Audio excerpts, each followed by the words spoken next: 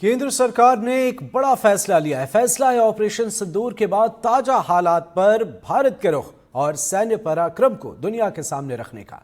इसके लिए प्रतिनिधिमंडल को विदेश भेजने की तैयारी की गई है। इसमें 7 सदस्यों की टीम बनाने का फैसला हुआ है, लेकिन अब इस फैसले पर सियासी हलचल तेज हो गई है। सबसे बड़ा मामला सवाल विपक्ष में बैठी कांग्रेस के अंदर खाने से है, जहां एक नेता का नाम आते ही कांग्रेस में खलबली मची है। जिन नेताओं का नाम गया है उनसे अलग नाम सरकार ने कैसे तय कर लिया और इस मामले पर हो रही है सियासत। देखिए रिपोर्ट।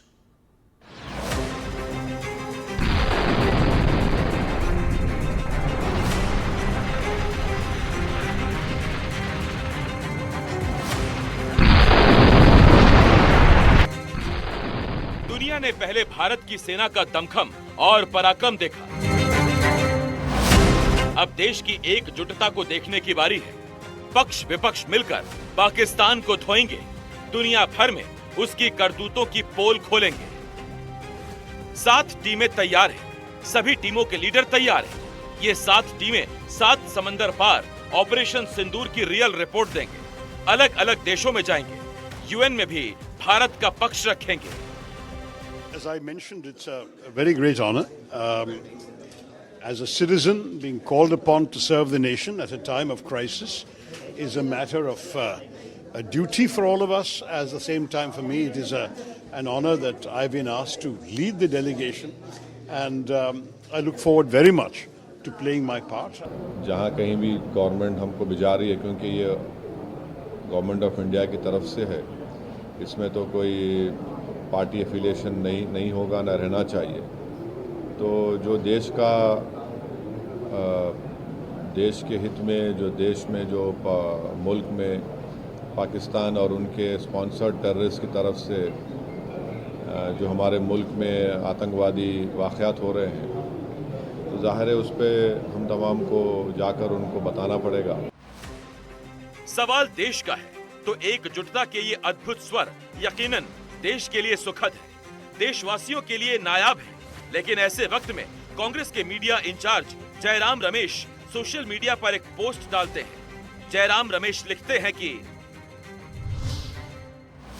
कल सुबह संसदीय कार्य मंत्री किरण रिजिजू ने कांग्रेस अध्यक्ष और लोकसभा में विपक्ष के नेता से बात की थी। उन्होंने कांग्रेस से कहा था कि टेररिज्म पर भारत का पक्ष रखने के लिए विदेश जाने वाली टीम के लिए 4 सांसदों के नाम दें। कल ही दोपहर में लोकसभा में विपक्ष के नेता ने कांग्रेस की ओर से ये 4 नाम दिए थे। आनंद शर्मा, पूर्व केंद्रीय मंत्री, लोकसभा में कांग्रेस के deputy leader Gaurav Gogoi, doctor Syed Nasir Hussain, Rajya Sabha सांसद, और लोकसभा सांसद राजा बरार।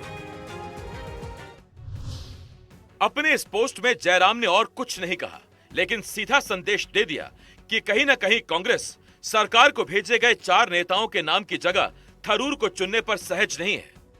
कांग्रेस कह सकती है कि उससे लिस्ट मांगी गई तो उसकी लिस्ट को तवज्जो मिलनी चाहिए थी।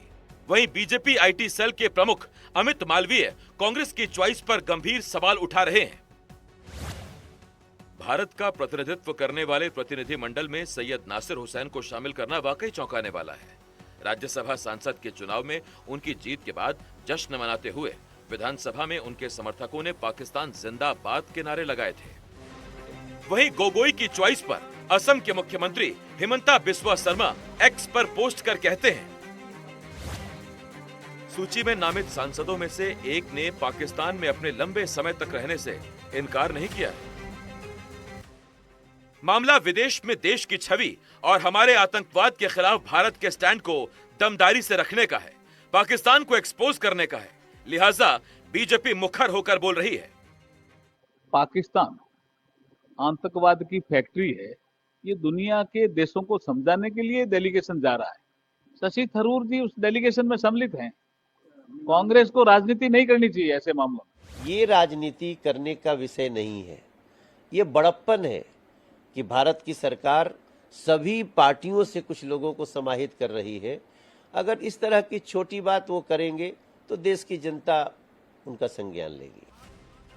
शायद बेहतर यही है कि ये काम सधे हुए तरीके से किया जाए। जाहिर है इसकी जिम्मेदारी सरकार पर ही छोड़ी जानी चाहिए, जिसकी मिसाल पूर्व प्रधानमंत्री ने संसद के पटल से दी भी थी और उन्हें यूएन में भेजने के लिए चुना भी कांग्रेस की नरसिंह राव सरकार नहीं था। जब कभी आवश्यकता पड़ी, संकटों के निराकरण में हमने उस समय की सरकार की मदद की है। उस समय के प्रधानमंत्री नरसिंह राव जी ने भारत का पक्ष रखने के लिए मुझे विरोधी दल के नेता के नाते जेनेवा भेजा था और पाकिस्तानी उसे देखकर चमत्कृत रह गए। उन्होंने कहा कि ये कहां से आए, क्योंकि उनके यहां विरोधी दल का नेता ऐसे राष्ट्रीय कार्य में भी सहयोग देने के लिए तैयार नहीं होता। वो हर जगह अपने सरकार को गिराने के काम में लगा रहता है। ये हमारी परंपरा नहीं है, ये हमारी प्रकृति नहीं है और मैं चाहता हूं ये परंपरा बनी रहे, ये प्रकृति बनी रहे। अटल जी के इस बयान के सियासी मायने समझें तो सवाल लाजिमी है कि जब बात देश हित की है तो फिर पॉलिटिक्स की जरूरत क्या है। एनडीटीवी के लिए ब्यूरो रिपोर्ट।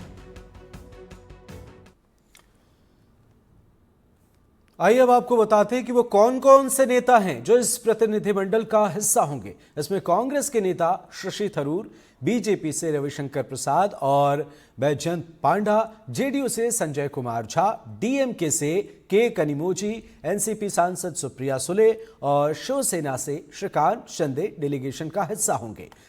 पक्ष विपक्ष पूरी दुनिया में सेना के पराक्रम को बताने जा रहा है। ये एक डेलीगेशन बनाया गया है और इस पर सियासत भी हो रही है और हर टीम में 2 विदेशी जानकार भी हैं। यही वजह है कि एक तरफ शशि थरूर के नाम को लेकर सियासत हो रही है तो कुछ लोग उन्हें परफेक्ट मान रहे हैं। ज्यादातर टीम 4 देशों में जाएगी और हर टीम में 7 सदस्य होंगे। ये अपने आप में खास है। हर टीम में 5 सांसद होंगे और जब ये विदेशों में जाएंगे तो अपनी बात रखेंगे। सेना ने अपने जिस तरीके से पराक्रम का जलवा दिखाया है, सेना के शौर्य की जो तस्वीरें सामने आई हैं, उससे पूरी दुनिया को रूबरू कराएंगे।